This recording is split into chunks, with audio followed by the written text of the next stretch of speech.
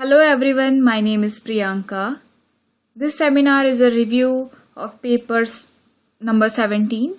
The topic is QoS based scheduling of workflow applications on service grids. This paper has been presented in first IEEE International Conference on E-Science and Grid Computing in 2005. So let's start with the seminar.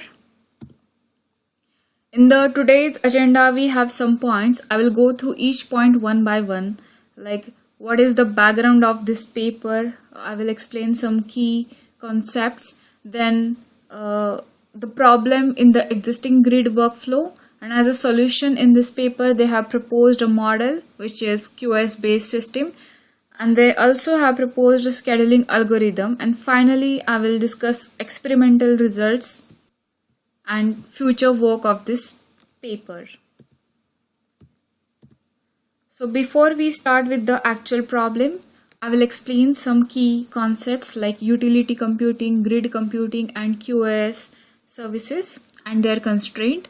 So in the utility computing, it is nothing but the pay-per-use billing model. Service provider provides services to customer according to users' need, and they charge them only for that usage. For example, meter services like electricity bill are generated according to the consumption of power. Grid computing is the next concept. Grid computing combines geographically distributed computing resources to achieve a specific goal. Let's take an example of weather forecasting. In the weather forecasting, a lot of calculation variables are involved, and also a number of scenarios needs to be taken care of to get accurate results. So this can be done using grid computing, and as grid computing reduces time to accomplish that goal by combining geographically distributed computing resources and thereby increasing the efficiency. In the next slide, we have concept quality of service. So if multiple service providers are providing same functionality, then QoS assured by selecting optimized service that satisfy users' requirement. For example, booking an air ticket. When you book an air ticket or when you search for an air ticket on website compares all airlines, and it gives the optimized result according to the user requirement like time and cost. The quality of service constraints are like time, cost, fidelity, reliability, and security. So in this paper, they have talked about time and cost constraint.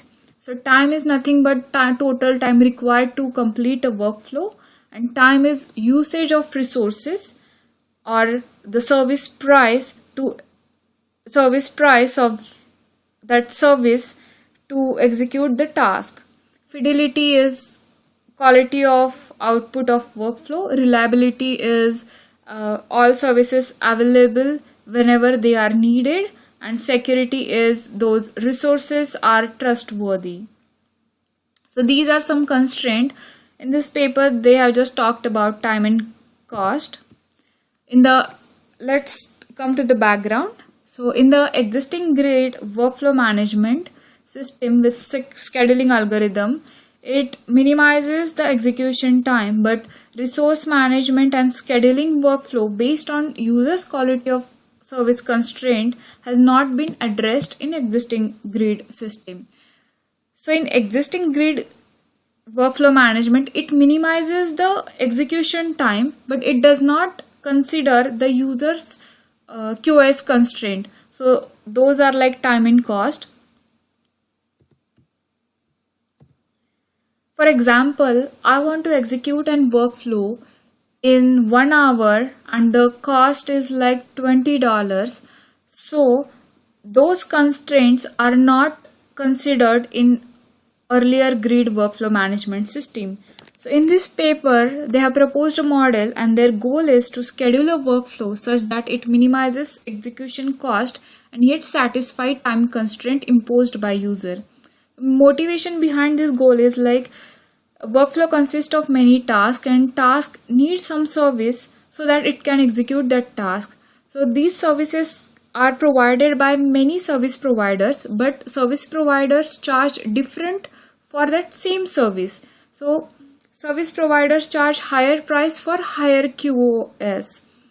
So user prefers to use cheaper services with lower quality of service and may not be able to complete workflow in time. Suppose I have to execute an workflow and it has one task, and to execute that task I have 5 service providers. So 5 service providers are providing same service, but I go with the cheaper service. I do not care about how long workflow takes to execute. And then finally workflow does not complete in time. In this paper they have proposed a model which is a QoS based workflow management system. Along with that, it has also talked about scheduling algorithm to minimize workflow execution cost and satisfy users time constraint. And to achieve that, the scheduling algorithm has some steps. Those are like partitioning workflow, and then assigning deadline to each task partition, and then finally generating optimal schedule. So this can be achieved by Markov decision process. So these points I will discuss in further slides. So let's start with the first proposed model, which is a QoS based workflow management system architecture.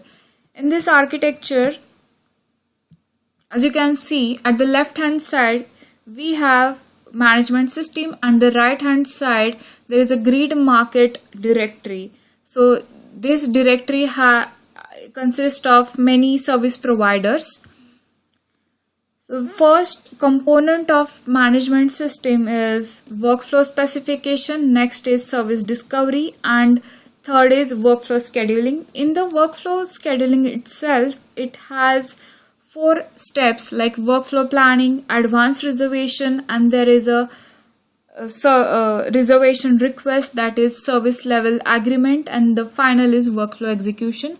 I will go through each component one by one in the next slides. So workflow specifications, user puts a requirement like budget and deadline. So in the workflow specification, user specifies the constraints like workflow should be executed in 1 hour and the cost of execution should be less than, or should be 20, or it should be less than $20. So that is the user specifications. So this can be done at 2 levels. One is task level and other is workflow level. So as you can see in the figure 2, the time and cost constraints are specified at the task level. Suppose user does not want to specify time and cost constraint at each task, then it can specify those constraints at the workflow level. So in figure 3, the time and cost constraint are specified at the workflow level. So after that we have service discovery step. In the service discovery, as we know, the workflow consists of many tasks and each task require some services. So those services are discovered in the grid service market, and the request is like the workflow management system request grid services with some parameters. Those are like task parameters, what is the task, the description of task, then user of the workflow and the period. Then grid services acknowledges that request and replies back with the processing time and the price of service. So as we know, the different service providers can offer different quality of service. So grid services generates a list of available services for every task. Let's take an example of application biological imaging processing. And some tasks require genome search service and some other tasks require protein folding services. So these services can be provided by different service providers, but service providers charge different for same service. So we need to select the optimized service among all provided services. So the next step is workflow planning. So in the workflow planning, the planner selects, here the first step is workflow planning. The planner select a service for every task in the workflow and generates a optimal schedule before workflow execution. So as a result of it, the schedule must satisfy users' QoS constraint. Those are like time and cost. So after selecting that service, the workflow reserves in advance that service so that to ensure availability of services for long-lasting workflow. After the advanced reservation, we have workflow execution, but before that, advanced reservation in the workflow management architecture, there is a commitment between service providers and workflow management system so that the workflow will be executed in time. So that is known as service level agreement. And finally, we have workflow execution with runtime rescheduling. So till this point, we have generated optimal scheduling at design level. Now we'll start the execution of workflow. And after execution of workflow, if there is any service delay or service failure at the time of workflow execution, that is any dynamic change, then we have to take care of that change, and we have to generate optimal reschedule of the workflow. So after the architecture, we come to the algorithm. So there are some methodologies. Workflow is modeled as a directed acyclic graph. So as you can see in this image, in this slide, we will refer this image every time when I explain these points. So the workflow is modeled as a directed acyclic graph. So as you can see in this graph, there is no cycle in the graph, and the tuple is like omega of gamma, lambda and d. So gamma represents finite set of tasks. So T1 to T14 are the tasks of the workflow, and the lambda is a set of directed arcs from Ti to Tj. So the data dependencies are shown with the arc. Those are from T1 to T2, T2 to T3. Those arcs are the directed arcs, and d be the time constraint. So for every task there is a time constraint d, so that task should be executed within that deadline. So T entry and T exit. So the task which does not have any parent, which is known as T entry task, and task which does not have any children's, which is known as T exit. There are total number of services M, and each task require one service. So we have to map every task onto some service to achieve minimum execution cost and complete the workflow execution within deadline D. So for every task to execute, the processing time to execute that task is the minimum processing time of that task and data transmission time between two tasks. And Cij is service price of the optimal service and data transmission cost for processing Ti on some Sij. As you can see in the left hand side image, that is figure 6, the processing time is inversely proportional to the price. So as processing time increases, the cost decreases. or in the reverse, as processing time decreases, the cost for the same increases. Suppose here they have given an example of one task, that is task 3.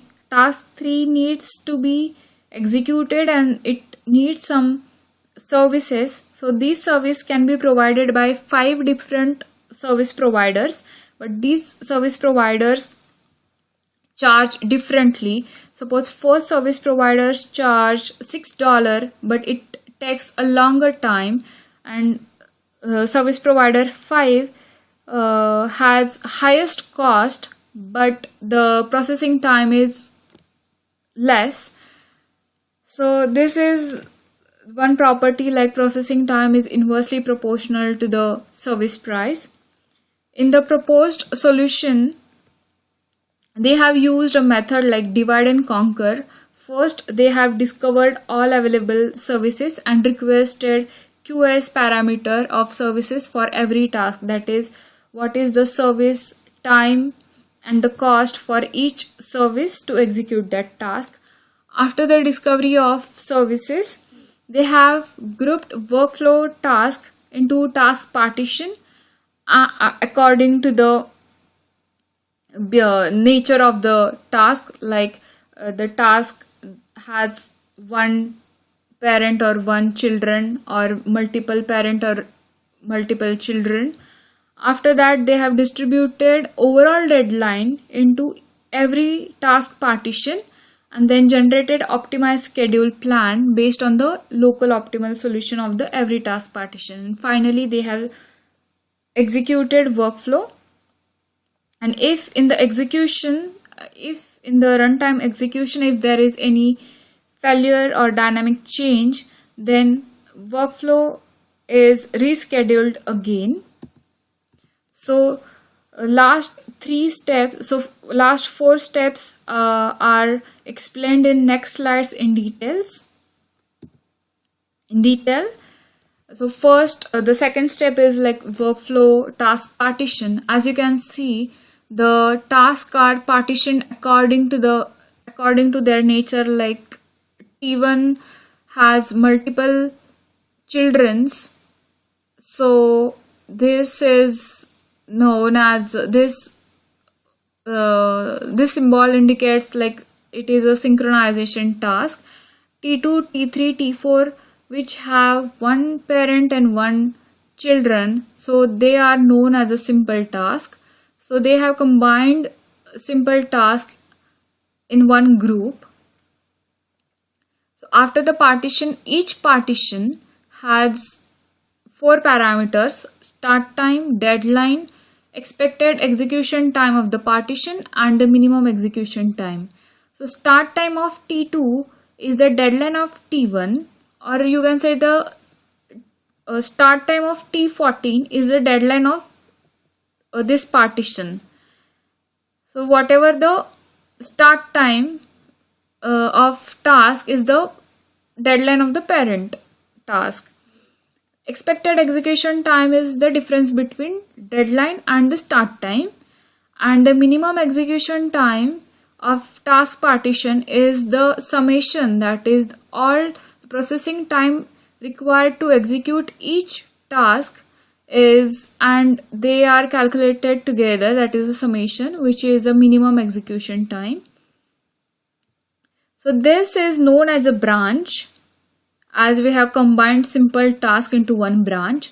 We will see how we can assign deadlines to each task in the next slide.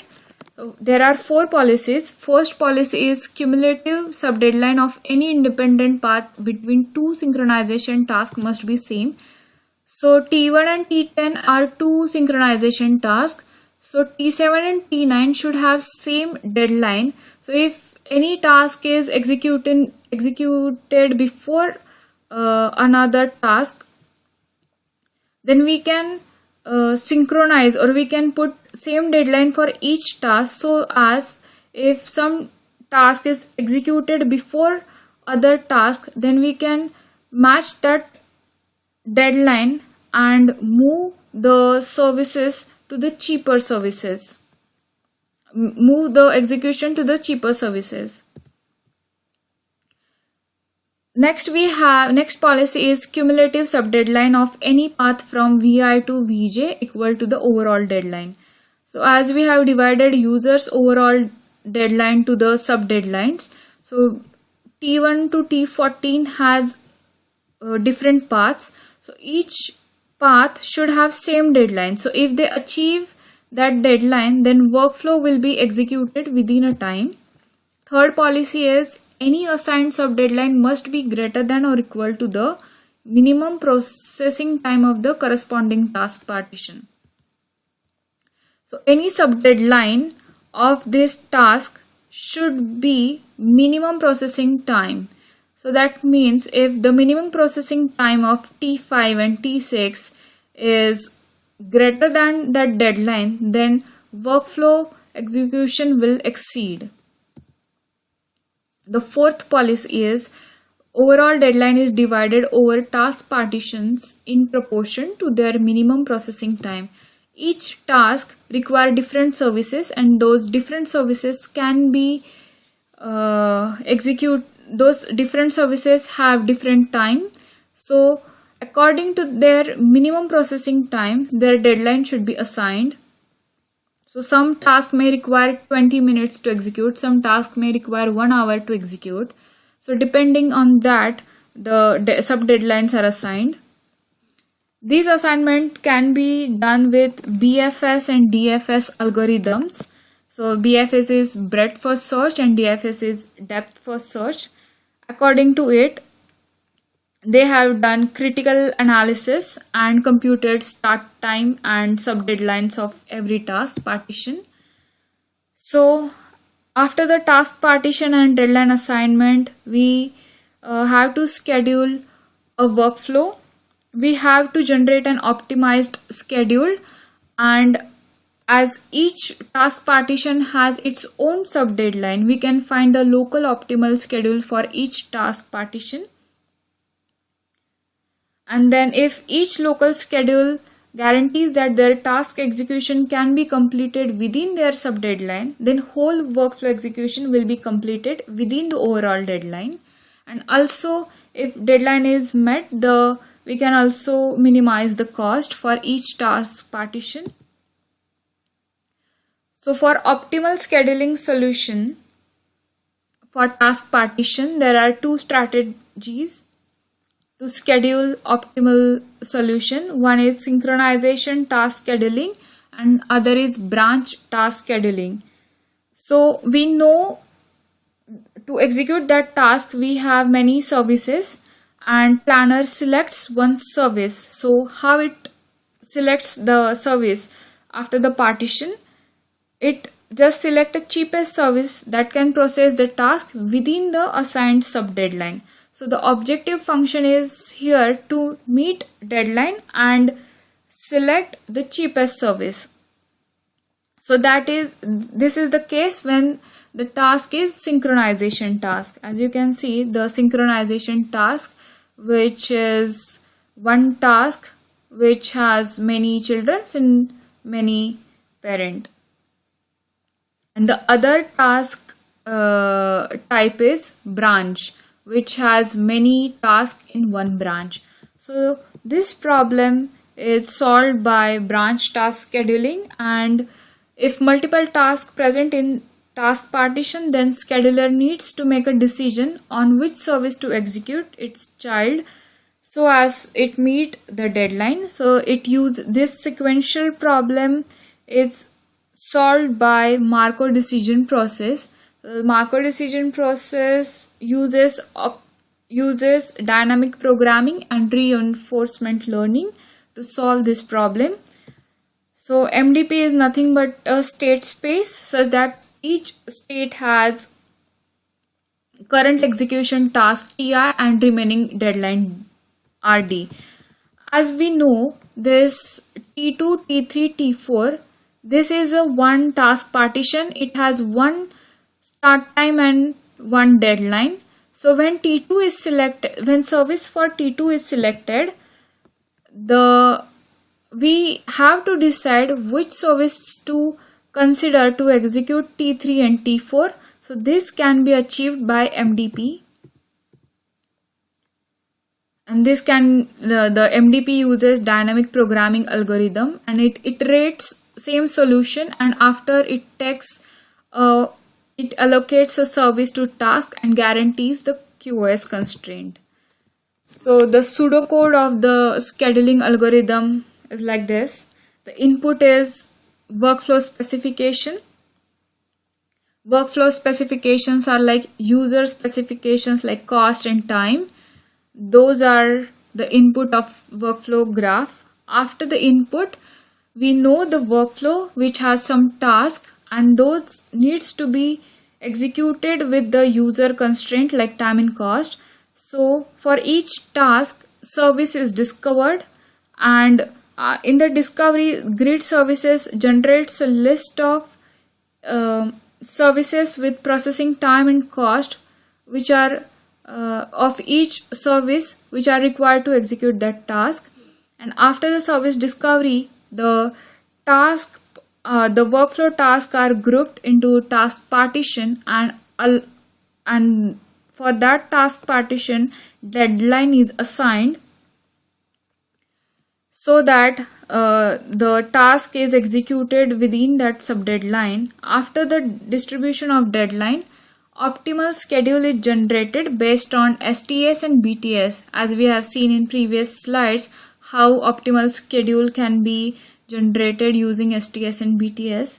So if it is a branch task, then optimal schedule is generated using BTS, and if it is a synchronization task, then optimal schedule is generated using STS.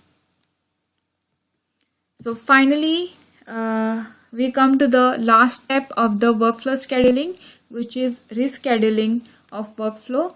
So in order to complete workflow and satisfy users' requirement and runtime rescheduling, it has to adapt some dynamic situation. Like in the workflow execution, the task does not get any services, or there is unavailability of services, or service failure or service delay, then workflow has to be rescheduled again to meet the user's constraint. So in the rescheduling, it adjusts the subdeadline and recompute the optimal schedule for unexecuted task level by level, and finally it optimizes the workflow. In the experimental results, as they have proposed one scheduling algorithm, which is they have named as deadline minimum cost. This result, the algorithm's result is compared with other three algorithms. Other three algorithms are greedy time, greedy cost, and 100 random selection. So as you can see, the greedy time always optimizes time, and it executes with less time. The workflow executes with less time, but in greedy time the execution cost is higher. So right hand side we have the plot is user's deadline versus expected execution cost, and on the left hand side the plot is between user's deadline and expected execution time. So greedy time executes workflow within time, but it takes higher cost, but it has expected execution cost higher. In a reverse way, greedy cost algorithm, it optimizes cost of the workflow, but it takes a lot of time to execute. And 100 random selection algorithm has an average result. But as you can see, the deadline minimum cost, in the deadline minimum cost, expected execution time of workflow increases as user relaxes their deadline.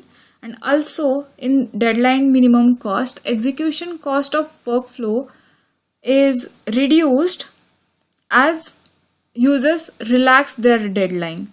So if deadline is greater, the cost is lesser, and if deadline is extended, then execution time is also extended. In the next experimental results, they have delayed their task, and here the deadline is 1000 seconds. The comparison here is between rescheduling of algorithm and without rescheduling of algorithm. So if user does not reschedule algorithm, then the execution time of the workflow exceeds, but it achieves the execution cost. But rescheduling is able to adapt the delay time and complete workflow execution on time. If workflow is rescheduled, then it minimizes the execution time. That means it achieves the deadline of 1000 seconds. But then, as we know, in the rescheduling, the services are the task, the services required to execute that task are moved to the expensive services to speed up that execution. So finally, in the conclusion, we have seen the existing grid workflow, what are their limitations, and in this paper they have proposed a scheduling based QoS constraint and algorithm, and the strategy, how they have developed that scheduling algorithm, and then we have seen some results. And as from the result we can see that deadline minimum cost is always a better algorithm compared with other three algorithms.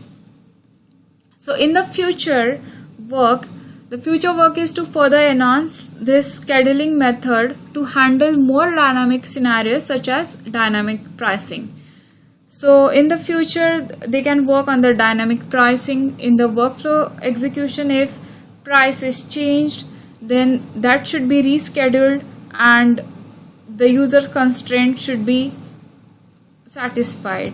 So this is the presentation. Thank you for listening. Let me know if you have any questions.